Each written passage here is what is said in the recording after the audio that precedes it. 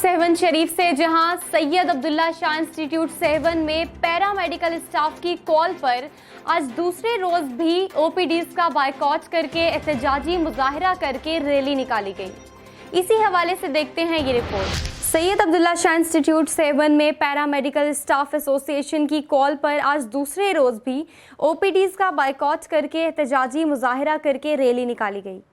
Paramedical staff association के सैयद शाहजेब शाह निसार सोलंगी की सरबराही में अपने जायज़ मुतालबात की मंजूरी, तनख्वाहें बढ़ाने और कॉन्ट्रैक्ट पर भर्ती किए हुए मुलाजमीन को मुस्तकिल करने के लिए एहतजाजी रैली निकाली गई।